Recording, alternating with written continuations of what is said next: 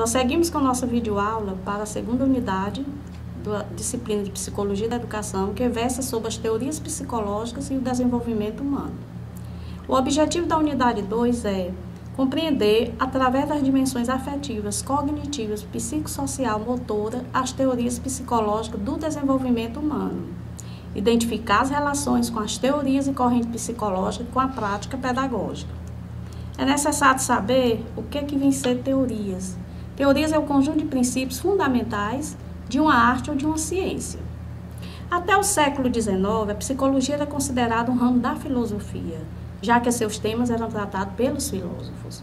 Foi somente a partir deste século, com os estudos de Wundt, Weber, William James, Thorndike, através das escolas psicológicas, que os conhecimentos relativos a esse campo passaram a ser ligados à medicina, sendo produzidos em laboratório com o uso de instrumentos de observação e mediação, métodos de investigação das ciências naturais, considerados critérios rigorosos para a construção do conhecimento e fundamentais para dar status de ciência a esta área.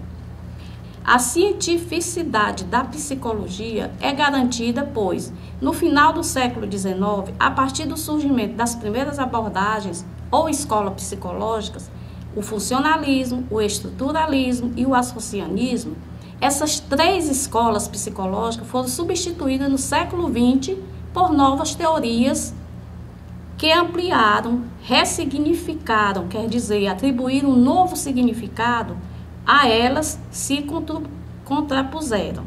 Veremos a seguir as principais teorias da psicologia do século XX, abordando seus conceitos básicos e as suas implicações na educação. É importante entender inicialmente algumas correntes de conhecimento que contribuíram para a fundamentação da psicologia. As principais correntes foram quais? O empirismo e o racionalismo. O empirismo e o racionalismo, as suas contribuições para a educação buscou-se corresponder à indagação sobre o sujeito, como ele constrói seus conhecimentos nas perspectivas apresentadas. O empirismo diz que a origem das ideias é o processo de abstração que se inicia com a percepção que temos das coisas através dos nossos sentidos. Ela vem do latim empíria, experiência e ismo, sufixo que determina, entre outras coisas, uma corrente filosófica. O empirismo é um movimento filosófico que acredita nas experiências humanas como únicas responsáveis para a formação das ideias e conceitos existentes no mundo. O grande mérito do empirismo consiste em ter salientado a importância da experiência no conhecimento humano. Essa doutrina ela foi definida explicitamente pela primeira vez pelo filósofo inglês John Locke, no século XVII, e que é a escola da epistemologia na filosofia ou psicologia. John Locke argumentou que a mente seria, originalmente, um quadro em branco, uma tábula rasa, sobre o qual é gravado o conhecimento. A base é a sensação, ou seja, todas as pessoas, ao nascer, o fazem sem saber de absolutamente nada, sem impressão nenhuma, sem conhecimento algum. Todo o processo do conhecer, do saber e do agir é aprendido pela experiência, através da experiência, pela tentativa ou por erro. O que essa teoria do empirismo defende? Ela defende que as nossas teorias devem ser baseadas nas nossas observações do mundo, em vez de intuição ou fé. Defende a investigação empírica e o raciocínio dedutivo, que compreende a análise dos elementos, que permite atingir um resultado positivo ou negativo. O racionalismo é a corrente central no pensamento liberal, que se ocupa em procurar estabelecer e propor caminhos para alcançar determinados fins. É uma teoria filosófica que dá prioridade à razão, como faculdade do conhecimento relativamente aos sentidos. Nessa corrente, o conhecimento é alcançado fazendo um bom uso da razão e não dos sentidos, porque a informação obtida através dos sentidos pode estar errada, porque é possível haver engano enquanto se ouve ou se vê.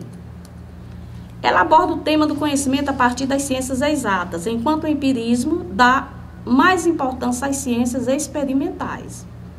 Os racionalistas consideram que só é verdadeiro o conhecimento aquele que for logicamente necessário e universalmente válido.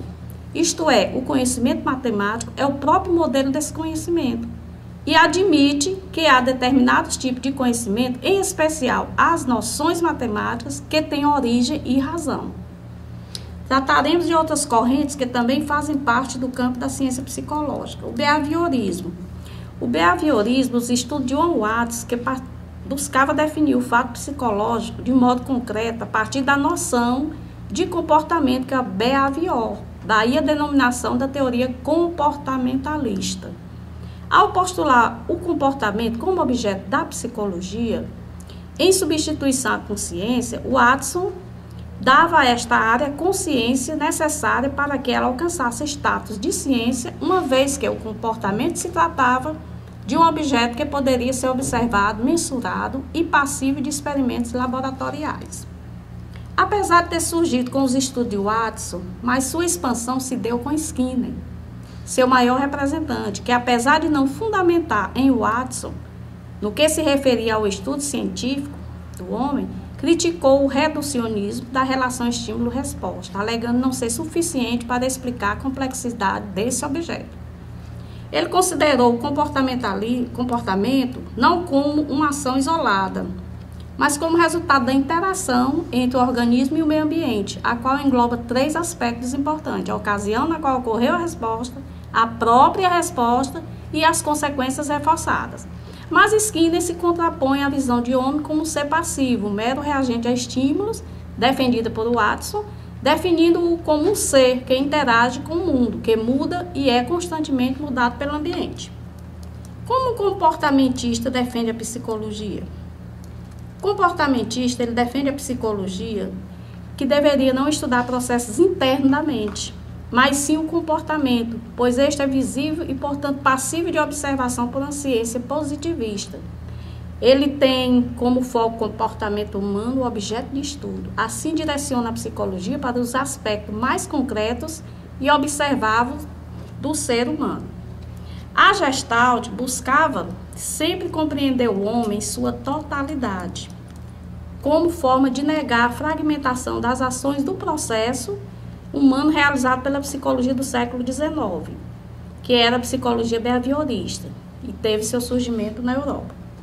Para a Gestalt, a psicologia é a ciência que estuda o comportamento humano, contudo, diferentemente do behaviorismo, que estuda o comportamento através da relação estímulo-resposta, procurando isolar o estímulo que produz a resposta. A Gestalt estuda o comportamento através da percepção.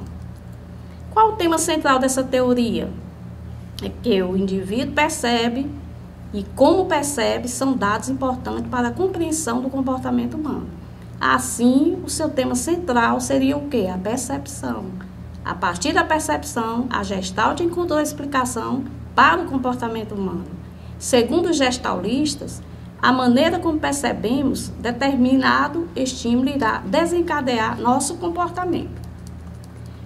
Ainda vamos relatar aqui as principais teorias do desenvolvimento humano nas contribuições de epistemologia genética de Piaget, a abordagem histórica cultural de Vygotsky e a teoria psicanalítica de Sigmund Freud.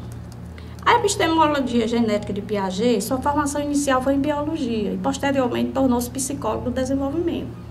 Ela refere-se a uma teoria que explica a gênese e a evolução do conhecimento e das estruturas cognitivas, ou seja, inteligência.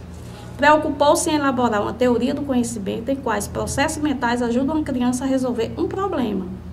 A epistemologia genética foi elaborada pelo autor em tela no início do século XX. O que Piaget buscou criar? Piaget buscou criar uma ciência que dê sustentação experimental aos seus interesses investigativos, de saber como os conhecimentos se originam e evoluem. Para isso, tomou como referência as premissas de que as ações do indivíduo obedecem a uma organização lógica, ou seja, o conhecimento, de que a formação desse conhecimento dependeria da adaptação do organismo ao meio. Para Piaget, o importante era a criança, ao interagir com o meio, construir não só conhecimento, mas também estruturas cognitivas, que seria o que? A inteligência. Segundo essa teoria ainda de Piaget, o homem não nasce com ideias prontas, nem com inteligência, mas as constrói a partir de um processo adaptativo, no qual age sobre os objetos, coordena e organiza, reorganiza suas ações, criando e recriando suas estruturas cognitivas. Segundo essa teoria Piaget, o processo de construção do conhecimento e o desenvolvimento da inteligência são resultantes da adaptação do indivíduo ao meio, sendo que o primeiro seria o processo de construção ocorre durante toda a vida do indivíduo, enquanto o desenvolvimento da inteligência se constitui no processo finito que tende para uma forma final, que é o pensamento formal.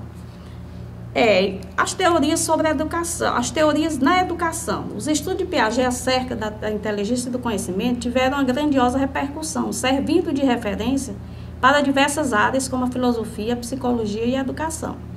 A preocupação com as questões educacionais, bem como as implicações de seus postulados no contexto educativo, fizeram de Piaget um dos maiores representantes do pensamento pedagógico, em muitos países, e em especial no Brasil, com contribuições inigualáveis para a reflexão sobre o papel da escola, do aluno e do professor no processo de aprendizagem. As implicações de Piaget para o texto em sala de aula são amplas. Vejamos algumas. A aprendizagem passa a ser vista como construção e não retenção do conhecimento. O aluno passa a ser sujeito e não objeto do conhecimento, assumindo uma postura de ser ativo e experimentador de soluções para os desafios propostos. O professor deve propor estratégias desafiadoras para o aluno buscar por si só as soluções. A utilização de método de ensino ativo, entre eles, a ludicidade ganha destaque.